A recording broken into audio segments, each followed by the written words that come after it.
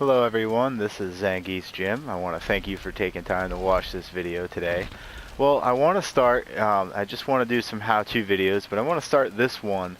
I just want to show you guys how to set up the training stage dummy to do different attacks that you want him to do so you can practice the screw pile driver punishes, right? So if you want to do SPD punishes and you want to practice your timing, practice on working out the quirks and just get better at performing the SPD against specific attacks on specific opponents, then this is the best way to do it, is to go into training mode.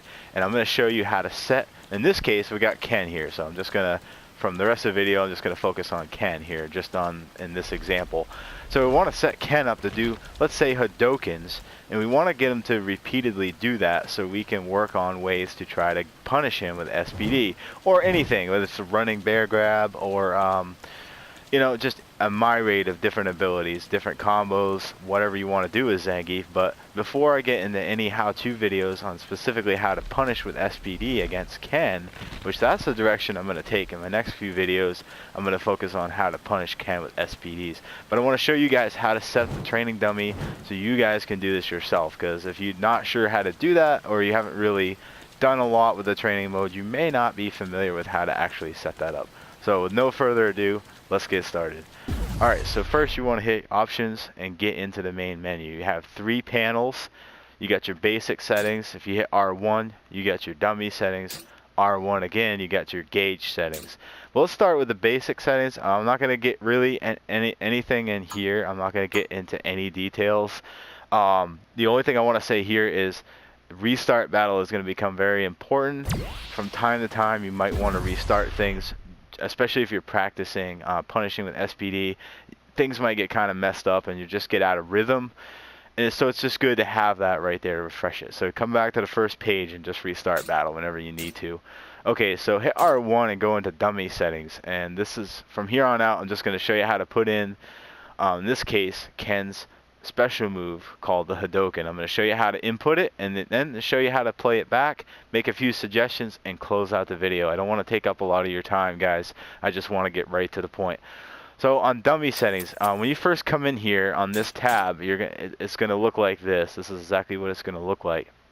And what you want to do, first thing I would do is go right to the stun, and I would turn that to no stun. It defaults at normal, which means after you beat on him for a little while, Ken's going to wake up stunned. We don't want to do that because we want to focus on practicing with SPD punishes. No need for the stun interruption to take away from your training. So just hit no stun. I recommend that. You don't have to do that if you don't want to. Okay, but that's my thoughts on that. I would just put no stun there. That way you don't have to worry about him getting stunned while you're trying to practice. Go back up to the very top of this page. From here, you're going to hit the right direction arrow or the control stick to the right. Go all the way over to the last page, which is there's four pages under this dummy settings. Go all the way to number 4, and this is the page we're going to be working with pretty much for the rest of the video here. Okay, so first we have action recording settings, and then we have action playback settings. We're first going to go into the recording settings, and we're going to record the Hadouken while you momentarily take control of Ken, and you record the Hadouken, and then what we're going to do is hit circle, come back to this screen right here, and we're going to go into action playback, where we're going to have him play back the Hadouken, and he'll do it repeatedly, but I'll get to that in just a minute. Okay, so let's start with the recording. So we have to record the Hadouken before we can have him play it back. So recording, hit that button. The screen's going to look like this. Okay. First thing here, start recording settings. I'm pretty sure it defaults to button input. I would leave it on that. The other option is automatic. Okay, what this means is if you have it on button input, what that means is as soon as you hit the recording slot 1, I'll just show you. I guess that'll make more sense. Okay, let's just go right down here. You can ignore the interval setting. There's no need. I don't see any need for that, not for what we're doing per se. Okay, so go to recording slot 1. If you hit X on that, what's going to happen is now you're going to control Ken. Okay, now I'm in control of Ken. See me moving around with him? I'm no longer in control of Zangief. I'm in control of Ken. Now I can record anything I want to, And what will happen is when we go to playback, the computer will repeat exactly what you recorded. But the recording doesn't, now hit options, go back in here. You got the same screen you left it at, okay? The recording doesn't take place until you press any button. That's what button input means. As soon as you press a button, the recording starts from that moment onward. Now technically, yes, that remains true. As soon as you hit a button, he starts recording. If you were to set it to automatic, as soon as you left the screen, as soon as you pressed X on the recording slot, you can see how the red dot in the middle, right underneath actions, you can see that the red dot is recording. So it's immediately recording. We don't want to do that because, well, we want to just brace ourselves before we do the attack. And we want only the Hadoken to be recorded. Not a bunch of stall time, right? Because when you go to play that back, if you have a bunch of stall time where he's not doing anything, then that's exactly what they're going to play back, is a bunch of wasted time. So there's no need to do that. So let's put it on button input. That's my recommendation. If you want to do automatic and immediately spam the Hadoken when you come out of the menu, that's fine. But personally, I'm going to do the button input. Okay, so for this example, start with recording slot 1. We're going to do the Hadoken. So go ahead and press X. From here, I'm actually going to perform the Hadoken. It doesn't really matter where you stand with Ken, because what you can do is you can go back to the other menu and just restart the battle, and it will default you back into the initial spot you started at. So all we're doing here is literally just recording the Hadoken. That's all that's needed. So I'm going to go ahead and do that now. Okay, and immediately I'm going to hit start. If you don't hit or hit options, if you don't hit options immediately, that's okay. But the extra half a second or so that you delayed, that's just like the extra half a second that you'll have to wait for him to shoot another Hadoken, and that's okay. It's not a big deal. We're not going to worry about stuff like that.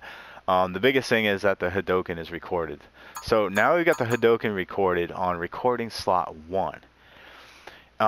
These other slots you can use for other moves, and what will happen is once you record them, and they become saved at that point. So when you leave the training mode and come back into it, and you pick Ken as a training dummy, when you come in here to recording slot 1, if you try to do the playback on there, he's still going to do the Hadoken, because that's the last input you had saved. Okay, so I hope that clears that up. Alright, so with that Hadoken being saved in there, we're going to go to action playback settings, and we're going to go to recording slot 1 where we put the Hadoken, and we're going to turn that on. So now he's going to do, as soon as I leave the screen, he's going to start doing the Hadoken. Now this is where the replay interval, I'll just give a quick explanation, but basically this is how many seconds before Ken starts to do what I've recorded, in this case the Hadoken. So if you want a little delay before he actually does that move, okay, then you're gonna want this turned on. It defaults at 0. I like to do at least a couple seconds. You can go all the way up to like 8, 7, 8, 9. I believe 9 is the cap. So that's kind of high. If you're just working on this regularly, you probably don't need a really long pause, but I think a couple seconds is good. Just so, you know, in case you don't get the result you wanted, you can just, no big deal. You got a couple seconds before he does it again, so you got time to get up off the ground or to get yourself in position to where you want to be. Because the point of this is to set yourself in a good position so you can practice doing different counterattacks, so you can learn to counterattack the Hadoken in this case, or whatever character or move you want to practice against. Like I said, this video is not to get into any specifics, but I just wanted to show you how to practice with the training dummy. So now let's go out and see that, okay? So I've got the replay interval 2 seconds, so he's going to pause for 2 seconds, then shoot out the Hadoken. Remember, I had to actually turn this on to get him to do that. You just do that pressing right or left on the direction pad. Alright, so I got him on. So I'm going to go out of the menu, but before I do, because he's gonna wait 2 seconds and shoot the Hadoken, right? Well, I don't want to do that because I'm kind of close to him. I want to go back and restart the battle. Okay, and that's automatically going to take you out of the options menu. It's gonna bring you right into it. As soon as you press restart battle, boom, you're right there, and the 2-second countdown starts. Now let's watch this. He's going to do the Hadoken in 2 seconds. Ready? 1 and 2. There it is. And he shoots it again. And again. And he will continue to repeat this action. So if you don't want him to do that anymore, you got to go back, hit options, go back in the menu and say, okay, he's doing it too fast. Then that's going to be under the playback settings. You would leave that slot 1 on because you want him to still do Hadokens, but you want to have him wait. We're going to have him wait 4 seconds because that's too quick. Go ahead and hit 4, back out of the menu. Again, instead of just hitting circle here, go ahead and just restart it. That way you're right where you want to be and you're comfortable. And you know he's going to do it. 4 seconds. I'm just going to block that. After the initial 4-second delay, he will do the Hadoken exactly as I recorded it. And if you look at this carefully, it looks like about 1.5 seconds will pass before... See how it goes about 1.6 and it resets and he shoots a Hadoken. That's exactly what I recorded, because when I recorded the Hadoken, there was like a half a second delay before I canceled the recording. And I canceled the recording by going into the options menu. So when I canceled the recording, there was like a half a second extra. So they literally the training dummy will literally do every specific detail of what you recorded. That's important to note. That's important to note because sometimes you may want to let the recording go for like an extra second just to have that extra little pause before he spams another Hadoken, because other than the initial interval replay setting, other than that, he will constantly, every split second, if that's how fast you recorded the Hadoken, every split second he'll shoot him. And that might be a bit aggressive if we're trying to practice how to counter it. You really don't want him doing it quite that fast. So I'd recommend when you do the recording to go ahead and record the special move or the combo and then give yourself a good half a second or a second or so of doing nothing. That way when you come back here and you do the playback on it and he goes and you go ahead and go through with it and you do the playback, you've got a little bit of time to actually counter it. Okay, you've got a little bit of time. Say I jumped it.